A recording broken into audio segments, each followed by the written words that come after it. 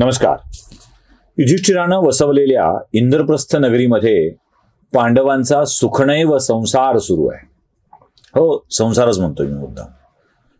कुंतीने द्रौपदीची विभागणी 5 पांडवांच्या मध्ये करून टाकली, पण द्रौपदी 5 नवऱ्यांच्या मध्ये कशी विभागली जाईल हा खरा प्रश्न होता. त्यासाठीचा एक उत्तम उपाय शोधून काढला होता. ते म्हणजे 1 वर्ष द्रौपदी एका नवऱ्याच्या सहवासात राहील. म्हणजे 5 पांडवांच्याकडं तिला युधिष्ठिरापासून सहदेवाच्या पर्यंत 5 वर्ष यांच्याकडे राहावं लागणार आहे. म्हणजे एका नवऱ्याला 1 वर्षाच्या द्रौपदीच्या सहवासानंतर पुढे 4 वर्ष वाट बघावी लागणार आहे द्रौपदीचा सहवास मिळण्याची. असं वर्ष प्रत्येकाला विभागून देण्यात आलंय आणि यात एक नियम घातला गेलाय. तो नियम काय आहे? नियम असा आहे की ज्यावेळी द्रौपदी 5 पैकी एका भावाच्या सहवासात असताना त्या दोघांचा एकांत भंग जो करेल, कारण कठीण प्रसंग असतो, असा प्रसंग कठीण असतो. म्हणजे आपल्या एका नवऱ्याच्या सोबत असताना दुसऱ्या नवऱ्याने तिथे येणं हे एका स्त्रीसाठी खूपच कठीण काम असतं ना.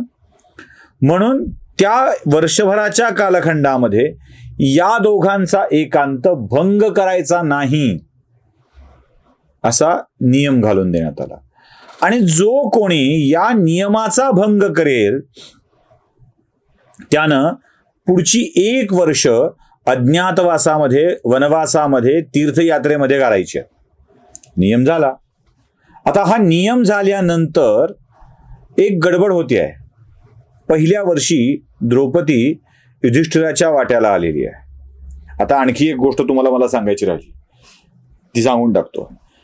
द्रौपदी या प्रत्येक भावंडाच्या सहवासात असताना द्रौपदीला प्रत्येक वेळी अपत्य झालंय. प्रत्येकाच्या पासूनच एक अपत्य झालंय. ही अपत्य कोणकोणती आहेत ती आपण जरा बघूया. युधिष्ठिरापासून द्रौपदीला झालेल्या मुलाचं नाव आहे प्रतिविंध्य. म्हणजे हा पहिला मुलगा आहे द्रौपदीचा, प्रतिविंध्य. भीमापासून दुसरा मुलगा झालाय, त्याचं नाव आहे सुतसोम. ही सगळी द्रौपदीची अपत्य आहेत आणि 5 पांडवांच्या कडूनची आहेत. अर्जुनाकडून एक अपत्य झालंय, त्याचं नाव आहे श्रुतकीर्ती. सहदेवापासूनचं जे अपत्य झालंय त्याचं नाव आहे श्रुतसेन. आणि नकुलाकडूनचं जे अपत्य त्याचं नाव आहे शतनीक. 5 पांडवांच्या कडूनची 5 अपत्य ही द्रौपदीला आहेत.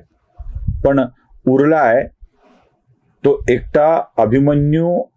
म्हणजे त्याचं जास्त नाव आपल्याला ऐकायला मिळतं, कारण या 5ही जणांची हत्या महाभारताच्या युद्धामध्ये झालेली आहे. 6व्या अभिमन्यूची सुद्धा झालेली आहे. म्हणजे तसं बघायला गेलं तर पांडवांच्या पुत्रापैकी कोणीही जिवंत राहिलेलं नाहीये.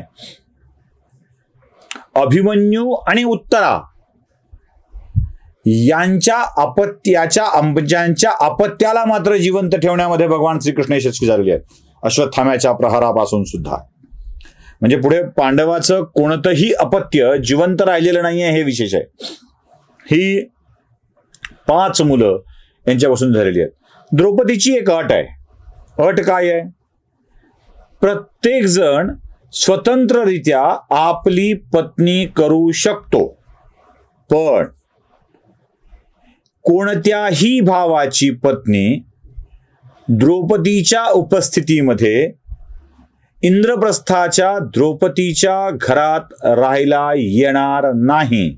म्हणजे त्यांना वेगळा स्वतंत्र महाल बांधून द्यावा, ती द्रौपदीच्या सोबत राहणार नाही, कारण मान द्रौपदीचा. म्हणून लग्न करायला परवानगी आहे, पण इंद्रप्रस्थात राहायला परवानगी नाही, अशी स्थिती आहे. ही द्रौपदीची पहिली अट आहे. दुसरी तर आहे ते म्हणजे कुणीही द्रौपदी आणि अन्य भाऊ मिळून ज्याच्या सोबत ती वर्षभर राहणार आहे त्याच्यासोबतचा एकांत भंग करणार नाहीये.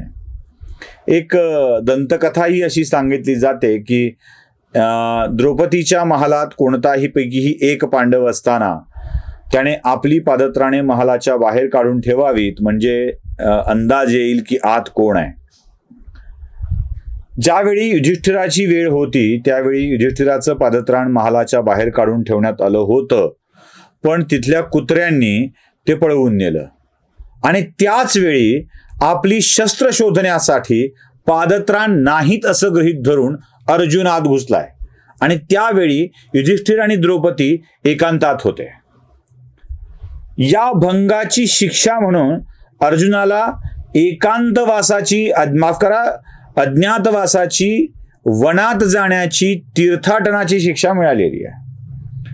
अर्जुनाला तर शिक्षा मिळतेच मिळते, पण असं म्हणतात की द्रौपदीने कुत्र्यांना सुद्धा शाप दिला. तुमच्यामुळे माझा एकांत भंग झाला, अशा वेळी मी तुम्हाला शाप देते की तुमचेही शरीर संबंध कधी एकांतात होणार नाहीत, ते सार्वजनिक ठिकाणी करावे लागतील. म्हणून आजही कुत्र्यांचे संबंध हे भर रस्त्यावर होत असतात हे लक्षात घ्या.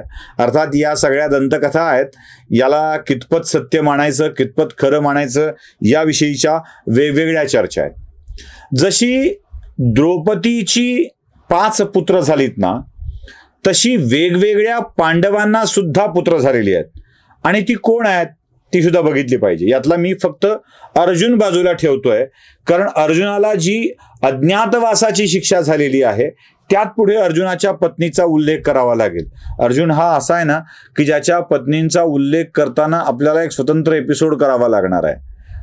पराक्रमावर लुब्ध होणाऱ्या कमी असतात का हो? त्यामुळं त्याच्या पराक्रमावर लुब्ध होणाऱ्यांची त्याच्या कथा उपकथा खूप वेगवेगळ्या आहेत.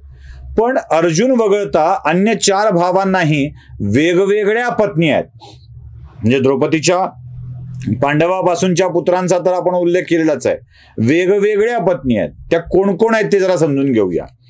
युधिष्ठिराला शैव जमातीमध्ये एक गोवसन नावाचा राजा आहे आणि या गोवसन राजाची कन्या आहे देवकी.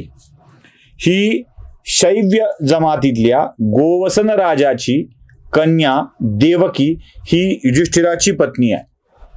बघा, मी शैव जमात यासाठी वेगळा उल्लेख करतो आहे की आजकाल जे रोटी बेटी व्यवहार आणि वर्णव्यवस्था यावर जे आगपाखड करत असतात त्या लोकांच्यासाठी शैव्य जमातीतल्या गोवसन नावाच्या तिथल्या राजाची शैव्य राजाची कन्या देवकी जी भरत कुळातल्या क्षत्रिय कुळातल्या युधिष्ठिराची पत्नी होती आहे.